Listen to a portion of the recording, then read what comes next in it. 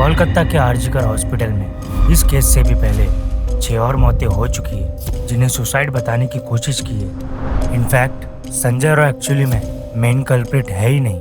इस पूरे केस में कुछ काफी टॉप के लोगों को बचाने के लिए उसे इसमें धकेल दिया गया है कि 150 mg सीमन उस महिला में पाया गया। क्या ये एक रेपिस्ट का काम है? क्या ये संभव था कि वो व्यक्ति उस महिला को रेप भी कर रहा था, टांगे भी तोड़ रहा था, हाथ भी तोड़ रहा था, पेट पे मार रहा था, वो महिला चिल्ला रही थी और ना कोई सुन पाया। एंड एविडेंस टेम्परिंग के बारे में तो पूछो ही मत। 5 दिन के बाद क्राइम सीन से महज 20 मीटर दूर कंस्ट्रक्शन शुरू करना। Hospital of attempting to tamper with evidence in connection with the rape and murder of a junior doctor on the campus. जहाँ क्राइम हुआ वहाँ बाकायदा गुंडों को भिजवाकर उसे तोड़ देना। These are 5 of the 19 arrests in the August 15 RG Gore vandalism case so far. यहाँ तक कि विक्टिम के ऑटोप्सी से भी पहले उसे साइकोटिक घोषित करना। आखिर कोलकाता और वेस्ट बंगाल में ये हो क्या रहा है? इस कहानी में के जितने भी किरदार हैं उनके बारे में कुछ ऐसे शॉकिंग चीजें बताने वाला हूँ जिससे ये प्रूव हो जाएगा कि ये 9 अगस्त को कोलकाता में जो हुआ वो पूरा क्राइम प्लान था और इस सब की जड़ है ये आरजीकर मेडिकल कॉलेज। चश्मे को कूटा गया जिसके वजह से आंखों से खून निकल गया, जिसके मुंह में खून था, बच्ची का शरीर में कोई कपड़ा नहीं था, पैर दोनों राइट एंगल में मिला गया, एक पाँव बेड के इस तरफ, एक पाँव बेड के इस तरफ मिला गया।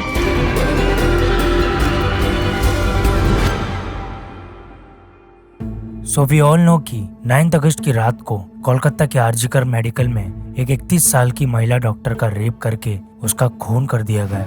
बट उस फीमेल डॉक्टर के साथ जो टॉर्चर हुआ वो काफी ज्यादा ब्रूटल था। आंखों में चश्मा गड़ा हुआ होना, विक्टिम के दोनों पैर राइट एंगल्स पर होना, यहाँ तक कि उसका कॉलर बोन का भी टूटा हुआ होना। ये सभी चीजें सुनकर आपके दिमाग में यही कहानी बन रही होगी कि यहाँ हैवानियत की सारी हदें पार हो गई है। लेकिन अनफॉर्चुनेटली उस हॉस्पिटल के प्रिंसिपल संदीप घोष ने एक ही झटके में इसे सुसाइड घोषित कर दिया। Can you believe that? Plus अपने इस बेबुनियाद दावे को बैक करने के लिए विक्टिम को साइकोसिस नाम की मेंटल बीमारी का पेशेंट भी बता दिया। I mean, एक रेगुलर मेडिकल प्रैक्टिस करने वाली एक्सपीरियंस डॉक्टर को मेंटल पेशेंट घोषित कर दिया। अब जैसे ही ये बात मीडिया में आई पूरे देश भर में इसके खिलाफ प्रोटेस्ट शुरू हो गए और इसके जवाब में कोलकाता पुलिस ने संजय रॉय नाम के आदमी को अरेस्ट कर लिया। एंड सरप्राइजिंगली ये बंदा अपना गुनाह कबूल करके अपने आप को फांसी देने तक की भी बातें कर देता है। सो हमने जब एक एक करके इस पूरे केस में सामने आए फिशी बातों को खंगालना शुरू किया तब हमें सबसे पहला शॉकिंग प्रूफ मिला कि ये घटना उस हॉस्पिटल की कोई इकलौती केस नहीं है, बल्कि ऐसा ही सेम सुसाइड का पैटर्न इससे पहले और 6 केसेस में देखने को मिला है। सबसे पहली बार साल 2001 में सौमित्रा दास नाम के एक स्टूडेंट्स की डेड बॉडी उनके हॉस्टल रूम में पंखे से लटकी मिली। लेकिन क्राइम सीन पे जो नायलॉन की रस्सी मिली थी खुद आरजीकर हॉस्पिटल कॉलेज के ही एक डॉक्टर अपूर्वा बोस ने ऑब्जेक्ट किया था कि कोई भी इंसान उतनी पतली नायलॉन की रस्सी से फांसी लगा ही नहीं सकता। नेक्स्ट केस साल 2003 परवीन गुप्ता नाम के एक स्टूडेंट की मौत जहां उसके दोनों हाथों की नसें कटी हुई थी। स्टिल ऑटोप्सी में मौत का कारण सुसाइड। 2016 इस कॉलेज के एक प्रोफेसर की मौत। 2020 एक और 25 साल के जूनियर डॉक्टर की बिल्डिंग से कूदकर सुसाइड। प्लस लास्ट ईयर 2023 में एक 23 साल के इंटर्न की बॉडी मिली, उसकी मौत की वजह ड्रग ओवरडोज। अब इन सभी केसेस में से जो सबसे पहली केस थी 2001 सौमित्रा दास, उस केस के बाद आरजीकर हॉस्पिटल के कई स्टूडेंट्स ने सामने आकर ये बताया कि उस हॉस्पिटल में एक बहुत ही बड़ा सेक्स रैकेट चल रहा था। वहाँ लिटरली सेक्स वर्कर्स और स्टूडेंट्स के थ्रू हॉस्पिटल के क्लासरूम से लेकर सेमिनार हॉल्स में कहीं भी पोर्नोग्राफिक फिल्म की शूटिंग होती थी।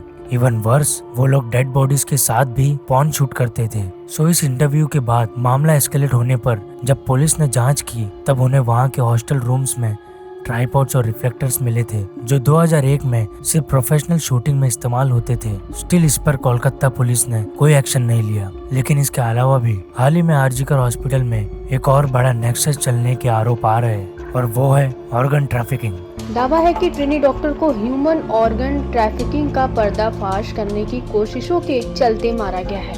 सो 9 अगस्त के बाद हिंदू पत्रिका को दिए इंटरव्यू में कुछ स्टूडेंट्स ने यह दावा किया कि हॉस्पिटल में डेड पेशेंट्स की बॉडी से बिना किसी के परमिशन ऑर्गन्स निकाल लिए जाते थे।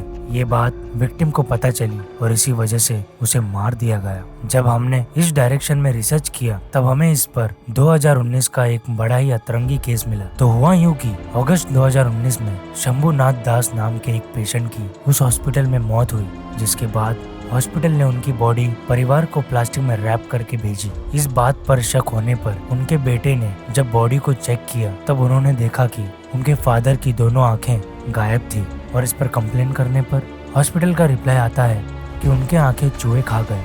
तो इससे ये बात तो क्लियर है कि उस हॉस्पिटल में कुछ तो फिशी डेफिनेटली चल ही रहा था। लेकिन इससे भी बड़ा सवाल मेरा ये है कि जिस हॉस्पिटल के काले कारनामे बस एक गूगल सर्च की दूरी पर हो, उस पर अभी तक कोई एक्शन क्यों नहीं? वेल, ऐसा इसीलिए क्योंकि इस पूरे नेक्सस में वहाँ की सरकार यानी टीएमसी के लोग भी शामिल हैं और ये बात हमें विद प्रूफ्स पता चली है। सो सोशल मीडिया पे कुछ लोगों ने टीएमसी और ममता बनर्जी के रोल को हाईलाइट करने की कोशिश की, जिसे कुछ लोगों को इलीगल एक्टिविटीज से जोड़ा जा रहा है। ये एलिगेशंस तब उठे जब 14 अगस्त को आरजीकर हॉस्पिटल के सेमिनार हॉल में गुंडों ने वैंडलिज्म किया। टीएमसी पे यह आरोप लगाया गया कि ये सब उनके लोगों ने किया क्योंकि सीबीआई को केस दिया गया था और टीएमसी केस को दबाने की कोशिश की जा रही थी। टीएमसी ने इन एलिगेशंस को ओपनली डिनाई किया और अपोजिशन पार्टी पे ब्लेम डाला। लेकिन इंडियन एक्सप्रेस की रिपोर्ट ने कुछ शॉकिंग फैक्ट्स एक्सपोज किए हैं। रिपोर्ट के मुताबिक वैंडल्स जैसे सौमिक दास और ऋषिकांत मिश्रा टीएमसी से जुड़े हुए थे। सौमिक दास टीएमसी काउंसिलर सुकांता सेन शर्मा के लिए काम करता है, जबकि ऋषिकांत मिश्रा भी टीएमसी वर्कर है। ये कोइंसिडेंस कैसे हो सकता है कि इतने सारे लोकल टीएमसी वर्कर्स एक ही टाइम पर एक ही जगह पे अटैक करें? इनफैक्ट एनडीटीवी ने भी टीएमसी के एक लीडर से बात की जिसने खुद टीएमसी को ब्लेम किया और कहा कि ममता बनर्जी के गवर्नमेंट ने केस को ढीले तरीके से इन्वेस्टिगेट किया। टीएमसी के सीनियर एमपी सुखेंदु शेखर राय ने सीबीआई से कहा कि कोलकाता पुलिस कमिश्नर और हॉस्पिटल के प्रिंसिपल को इंटरोगेट किया जाए। आयरनिकली जैसे ही सुखेंदु शेखर ने ये पब्लिक स्टेटमेंट दिया, We have some breaking news coming in. TMC MP Sukhendu Shekhar Roy has been summoned by the Kolkata police. He has been given notice asking to appear before the police headquarters at 4 p.m. today.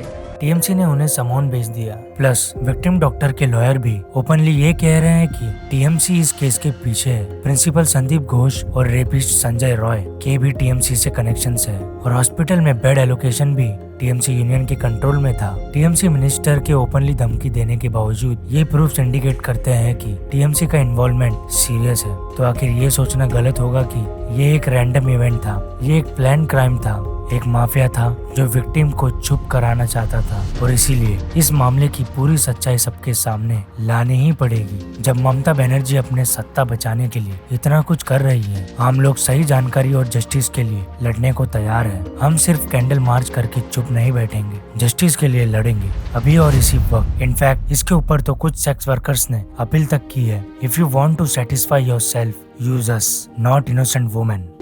तो मैं यही बात बोलना चाहती हूँ कि हम लोग यहाँ पे दुर्बार जो काम कर रहे हैं वो हम लोग सेक्स वर्कर्स को लेके काम कर रहे हैं। हम लोग रेप को कैसे रोक सकते हैं? हम लोग तो यहाँ इतना बड़ा एक रेड लाइट एरिया है, आप लोग यहाँ आइए ना।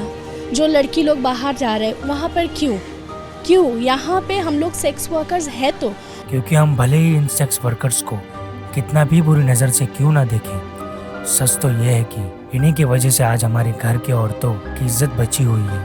इन लोगों पर भी हमने एक वीडियो बनाया हुआ है जिसे आपको मिस नहीं करना चाहिए। सो लाइक करें, शेयर करें और सब्सक्राइब करना ना भूलें क्योंकि इस कहानी में अभी बहुत कुछ बाकी है। जय हिंद।